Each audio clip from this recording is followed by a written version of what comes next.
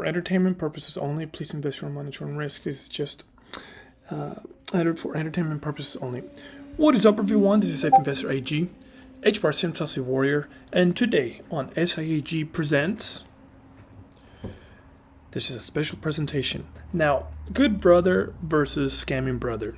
It's time to give Jake the credit he deserves. So let's get right to it. There's a short clip I want to show you all, which is this one on Impulsive. You guys ready? All right. Obviously, to me, Jake is a good brother. Logan, he's a scumbag of a scammer. So let's go. Let's listen to what they have to say. And relationships, You know what I'm saying? bro. Like, people don't like to work with your team. People hate your team. I could say the same thing. They hate your team. Okay, let's You chill could out. you could Let's but you chill out. could say that you could say the same thing, but the evidence doesn't show that. list it out, paragraphs. Yeah, get over it. Like, and meanwhile, Come on, I'm your brother building a oh business. yeah, you're my brother building a Who's- businher. You love to play both sides, who's bro. yielding What's the here? what other You side play am I playing? both What other sides. side am I You playing? You play both sides. What's and it's the like, other side that I'm I'll playing? I'll partner with all of your enemies. Like, I have, Bro, I my have life is all- my life. Your life is your life. If you want But to create see, you beef love with- to play both. You love to play both sides. But where's your brick? So what is he trying to say here? Well, this is what he's trying to say. If you go to Logan Paul's Twitter, you'll see, boom, his drink Prime. Remember, you heard him say he's trying to build his business into a multi-billion-dollar business. Prime just became the official sports drink for UFC. This is Dana White trying to give Jake Paul a hard time. Why? Because Jake Paul is making a difference. Whereas Logan Paul, he's just trying to make money, sacrificing whoever he wants. What do I mean by that? Well, on a special occasion for Jake, now listen to this short. Going to my event or having a Prime bottle in your hand. I care that it was such a big deal for your team that I'm trying to build a Hold on. Oh, you know what I thought is. Let's start it- What do you care start more from- about? Going to my event or having a Prime bottle in your hand? I care that it was such a big deal for your team that I'm trying to build a multi-billion-dollar business, and your team, who I see every single day, At whose have event? an issue with it. At whose event? Your event. Exactly. My event. I'm your brother. Yeah, exactly. So respect what's going on at my event. What do you care more? Okay. At a quick glance, anyone would think that Jake Paul is being selfish. The problem is, this is his event when he was facing Nick Diaz. Nick Diaz. There were contracts already from Sports Drink, from companies and promoters, contracts. Logan wanted to barge in with this drink and promote Prime as he was drinking it. And the promoters told Jake if his brother were to show up with a Prime bottle, he would get kicked out. So now Logan Paul is acting butthurt because he wasn't let in at Jake Paul's event. Instead of being happy for him, he wanted to use that chance to promote his drink anyways. So what difference has Jake Paul made? He's made a lot. Honestly, I feel so bad for Jake Paul. Why? Because he has to deal with the scamming, manipulative, and psychopathic of his brother that he's got. So what is he doing? Well, this. So if you go to CoffeeZilla, first of all, you will find when CoffeeZilla makes a video of you, it means you're corrupt. Okay, you're a scammer. He's officially made not one, okay, not two, not three, not four. He's made like 5 or 6 videos of Logan Paul. Because of how big of a scammer he is. And he tries to hide behind a good little image. He's a scammer and he's gotten called out for it, so he's blocked CoffeeZilla. So look at over here, CoffeeZilla's made documentaries of scammers. That's all he's done, scammers. See, Sam Bankman-Fried, everyone that has scammed the public. You have to understand that. And Logan Paul is here. So let's get back to the nitty-gritty. Jake Paul. There's a lot of drama going on between the two brothers because, well, if you come to Dylan Dennis' Twitter, you're welcome to show up. He's going to fight Logan Paul on October 4th, and he's been exposing his current fiance with a quote, how scandalous she's been in the recent past. Apparently being with many celebrities and guys, which honestly I wouldn't approve of a fiance status, but to each his own. So he's giving him a hard time. So I want to give and bring attention to the difference that Jake Paul has done. Watch this.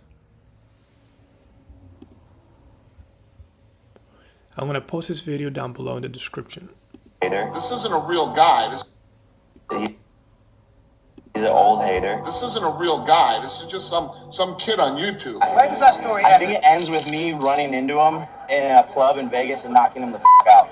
Pay attention, because even if you don't care about mixed martial arts, the repercussion of this feud could extend far beyond sports. What's going on with the Paul brothers? The answer to that question is who gives a shit?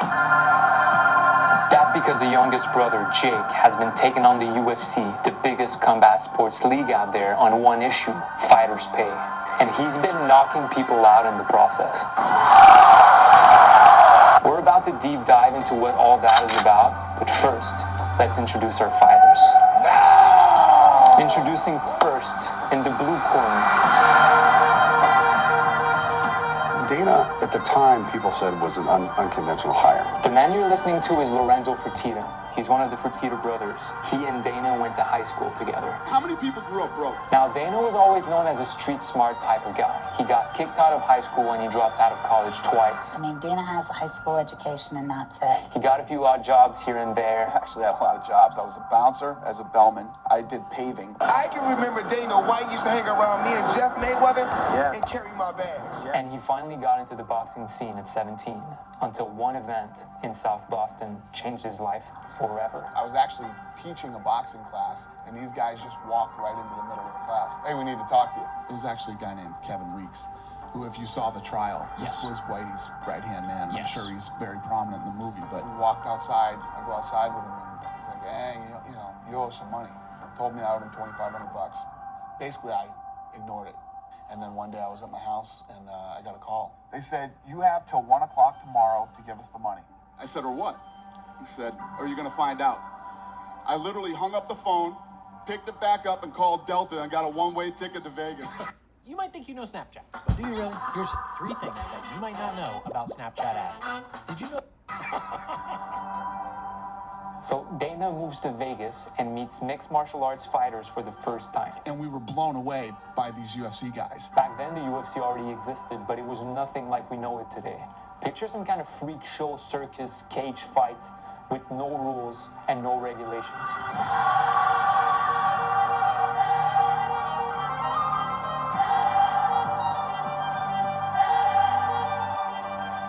And I started to manage Chuck Liddell and Tito Ortiz at the time. That's how he gets in. Through that, I found out that the UFC was in trouble and they were going out of business. That's when he calls his high school buddy, Lorenzo Fertitta, and tells him, These guys are in big trouble. They're losing money.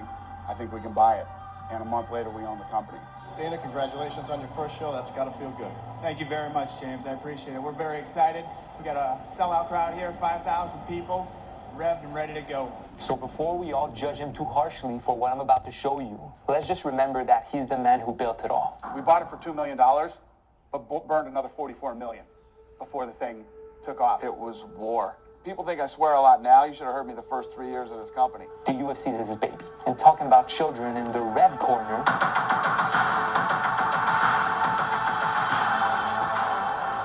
Jake and his older brother Logan are YouTube superstars. They were deep into sports at a very young age and excelled at all kinds of physical competitions. They're what you'd refer to as natural athletes, and they took that competition to the next level in 2012 when the social media platform Vine was created. They started competing on who would get the most followers.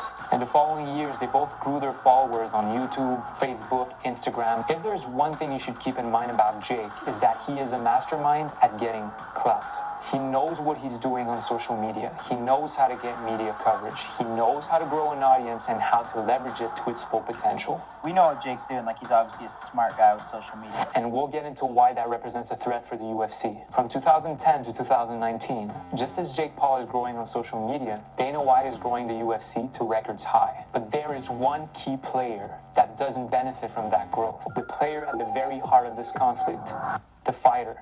I got him taking this groundbreaking, I'm bad news. Found greatness, evaluating my last moves. This my purpose, I'm tasked to. This my religion, this is my art, so you winning is just a sad fluke. Pedal to metal, no saying goodbye to this pace. I'm not a V1, V2, I'm a V8. New and improved, turning every street to a clean slate. I beat a beat break each day without seeing break. Now a quick disclaimer. So we're about to do a deep dive into numbers. Zuffa, the company that owned the UFC up until 2016, is a private company. That means they didn't need to disclose any financial information. And actually, I think they did their best not to keep it quiet. Why are you not giving me a number? Has been here for 16 years. No, but Because what I won't do is give you an inaccurate number. Right. Do your homework. Hey, if you're going to ask me that question, do your homework. So what, like I'm a lawyer and you never ask me? No, you you're don't know the a answer reporter. to? I asked the question. you are a you give the reporter. answer. No, but I'm more interested now in why you wouldn't give the number as opposed to what the number is. If I had the because exact the number that Lorenzo... If you're going to ask me that question as a reporter, you should have went out and looked that up. Because it's out there. Luckily, I'm quite the detective. So what you're seeing here is the growth of the UFC from the moment Dana and the Fertittas purchased it in 2001 until 2020. The current company valuation, $9 to $10 billion. What do you think it's worth now? Has anybody brought that up with you? Any economists within the promotion? Probably 9 or 10. Now, just a quick reminder, they paid $2 million for it.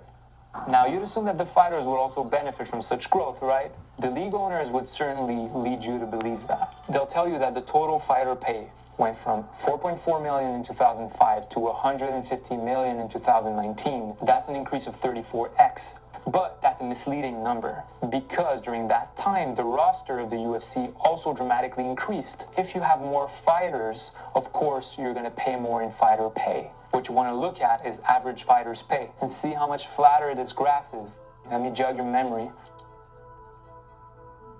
The average UFC fighter made $148K in 2020, but over a third of the fighters made less than $45,000, which is the average US household income. Is that really underpaid? Well, to give you an idea of how much a fighter is worth in and outside of the UFC, you can look at Conor McGregor because he made the jump from the UFC to boxing. His biggest payday in the UFC was $5 million. And when he fought Floyd Mayweather before that in boxing, he made $85 million. So what's his actual market value? We're just about to get to the nitty-gritty stuff by looking at the player's share of the league's revenue. Which percentage of what the league is making goes to the players?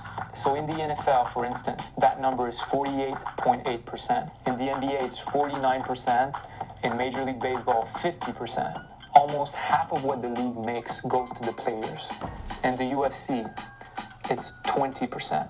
And it dipped below that before. Our numbers line up with sports our size.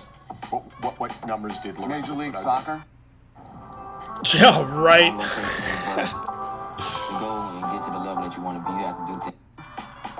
You know, out of all the sports, UFC fighters compared to how much the owners of the league get paid is the lowest. Wow. By I think it's around 20% is how much the fighters get, whereas in other sports it's like 45%. Speak to me about this idea that basically you lock in fighter income at around 18% of gross profit, and a lot of other sports closer to 50%. And a lot of your fighters say, hey, we'd be happy for something more than 18%. Why can't we get it? Yeah, well, that's been going on for 20 years, too, and it'll be going on for the next 20 years. On the other end, Dana's net worth has climbed to $500 million. This guy's betting $7 million on blackjack, but his fighters are starting GoFundMe pages. It's all a bunch of... Those are big wig guys with a lot of power who are very greedy, and they will do anything to get to the top. They have gotten to the top, but they want more. They always want more. That's how these billionaire sharks are. They will kill and eat everyone in their path to put more money into their bank accounts. Are you pissed yet? Because we're just getting started. Let's look at how fighters' pay is actually structured. So as a fighter, when you show up to a fight, you get what is called a show fee. You get that fee just for showing up. Win or lose, you get the show fee. If you win your fight, you get an additional 10K. So the loser gets 10K, the winner gets 20K. There is a possibility to make a post-fight bonus if your performance was worthy of it. Essentially, at the end of the fights, Dana and his team decide who gets a 50K bonus. Now keep in mind, this last 10 and 50K is only if you win and only if you get the bonus. If you lose the fight, you walk away with $10K. Finally, you get Reebok sponsorship money. That's $3,500. We need to discuss that. Let the games begin. This is what really pissed me off. Back in the days before the Reebok deal, fighters were allowed to wear their own sponsors on their uniforms. Like their uniforms would display their sponsors when they would walk into the ring. That's actually how most of them dealt with having such a low remember pay. those days. They would compensate with their sponsors. When the UFC made that deal with Reebok in 2015, a uniform policy came along with it, forbidding the fighters from displaying their own sponsors. Fighters can't have independent sponsors when they walk into the cage now, and financially it seems to be a huge disaster for the fighter. That deal cost UFC fighters on average 20 to 25K per fight, but for some of them it's much more than that. Vitor Belfort said that deal cost him millions. He said, we are pretty much living in slavery, we can't use our own sponsors, they are banned inside the octagon. I don't like when I see fighters suffering financially. I don't like it. One of the ways the UFC justifies treating their fighters like that is by saying that their fighters are independent contractors. They're not employees. They can then deprive them of benefits afforded to employees under state and federal laws. We get into all this money shit and the stuff that's going on right now. Everybody acts like this is a f***ing career. This isn't a career. This is not a career. This is an opportunity. So how do you survive as the average UFC contractor? Jared Cannonier, do you anticipate fighting again or kind of waiting to see what happens in that title fight? I'm broke, so I need to fight. After the fight, one of the first things that you said on the mic to Daniel Cormier, which obviously drew a lot of headlines, was that you want to get back in there because, as you put it, you're broke. How dire is the situation? Former UFC fighter Miles Jury broke down his expenses on his website. We're going to take a look at that. As a fighter, usually 10% of your purse goes to your gym, 20% to your management, 30% gets taxed. A lot of people don't understand that when we have these fights, that we owe people money after these fights. 60% of my money is already gone. Between the gym, between management, between taxes. Then you need to pay your coach. That's usually $50 to $150 per hour.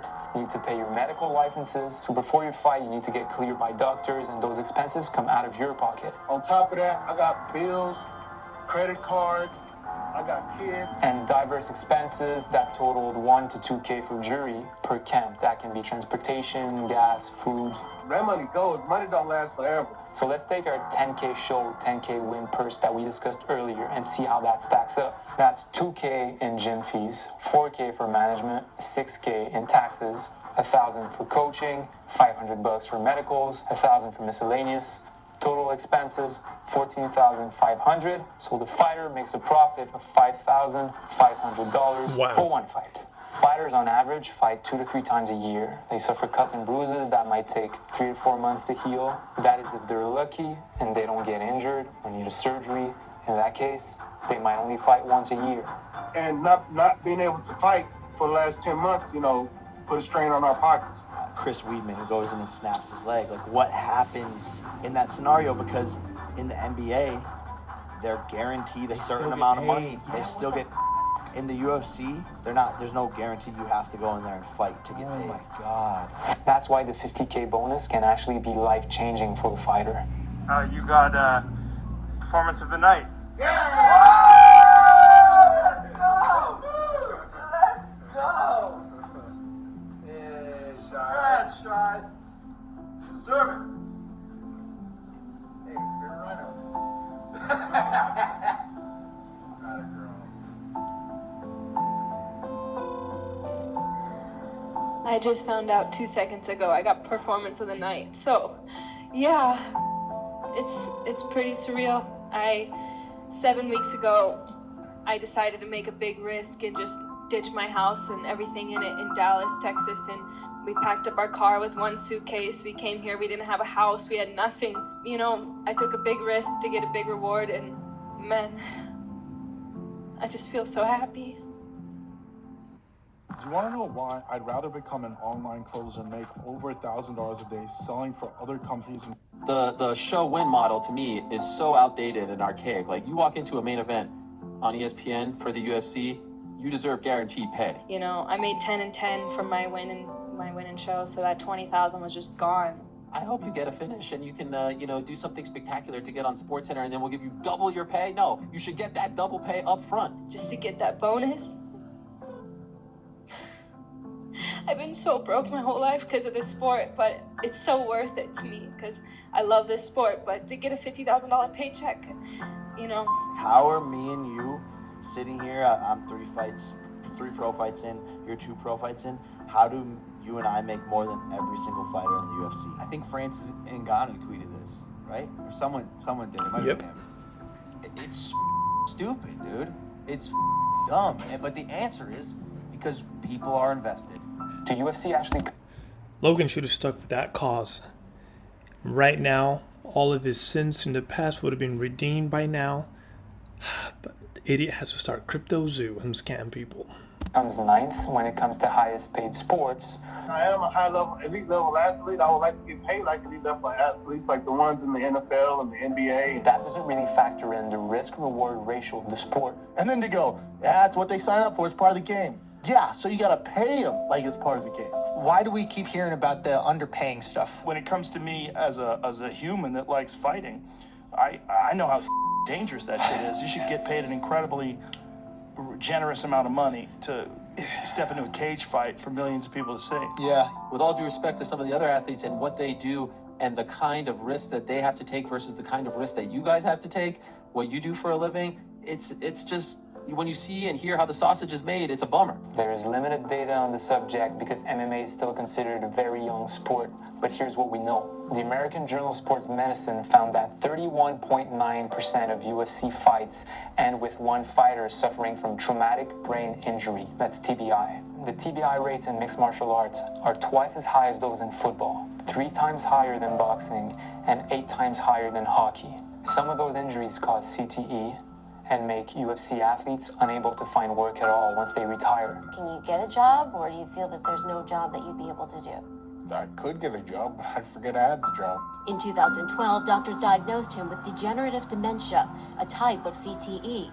It's caused by repeated blows to the Do head. you think your injuries are the result of your career fighting in the UFC? Of course. They found lesions in my brain, and which led to further studies, and I found that I have dementia. Been fighting all day. This is just sad.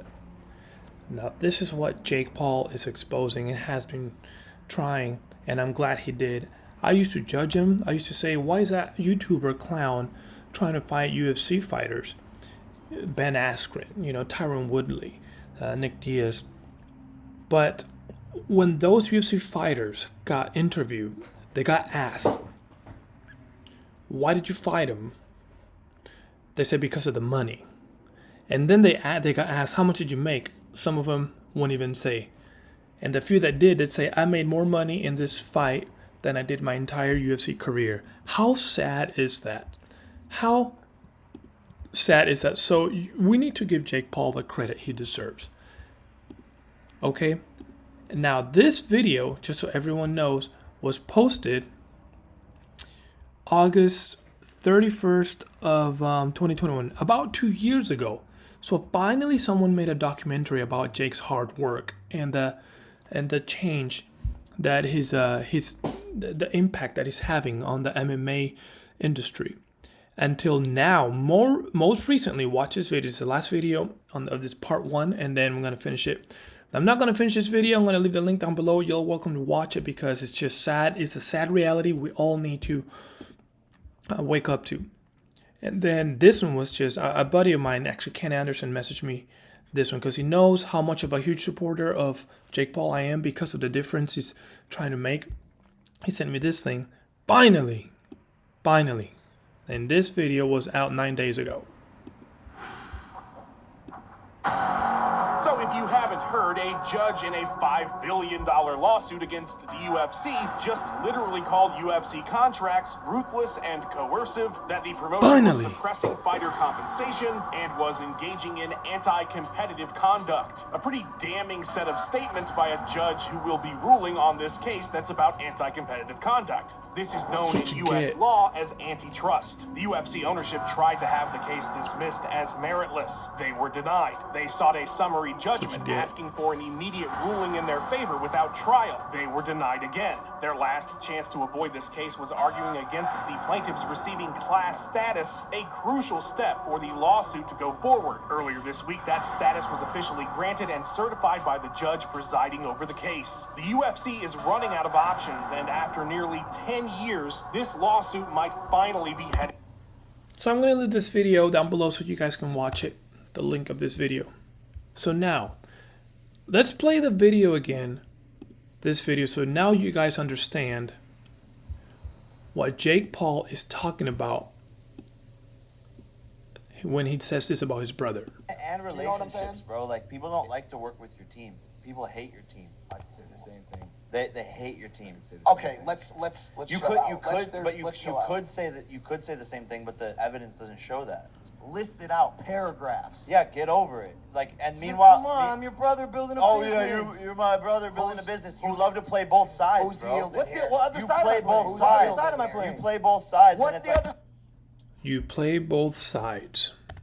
And it's sad. It's sad you have to say something like that to your own blood-related sibling. I know I have 3 brothers. And I love them to death. They're my best friends. I wish they had the same relationship like even the Tate brothers.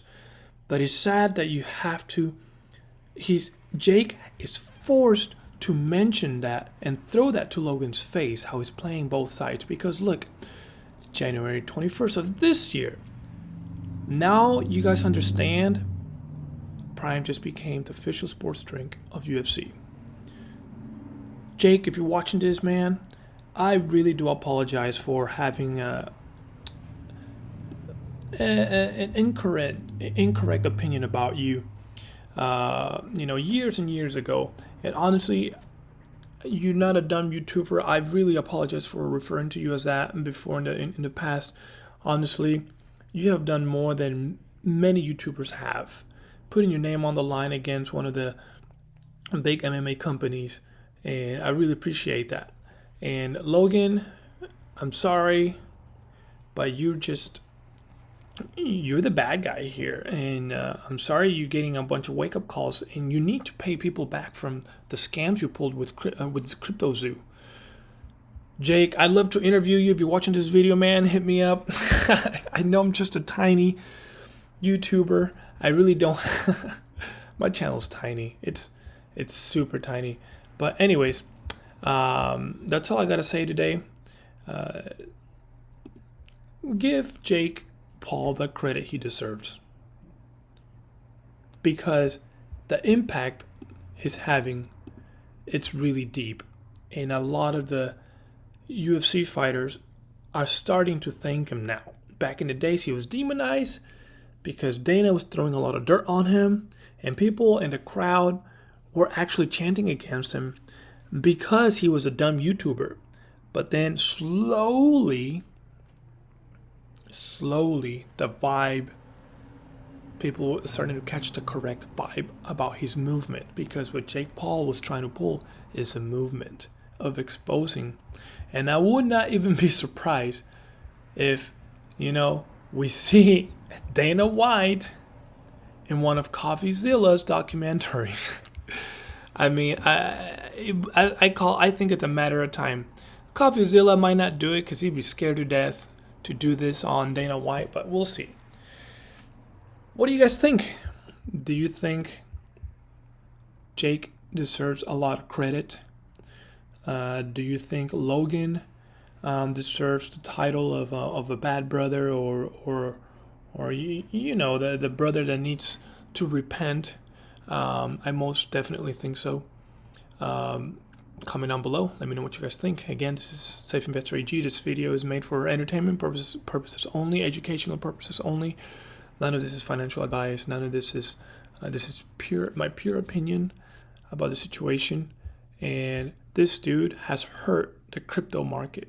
He's hurt it a lot with this idiotic scam. He started CryptoZoo back here, and it hurt. It hurt a lot of his followers, and it hurt the crypto, added to the bad vibe, scamming vibe that crypto already has and is fighting against. and his scam, Logan Paul's scam didn't help. Comment down below what you guys think. Again, this is Safe Investor G, 8% Saucy Warrior. Stay saucy.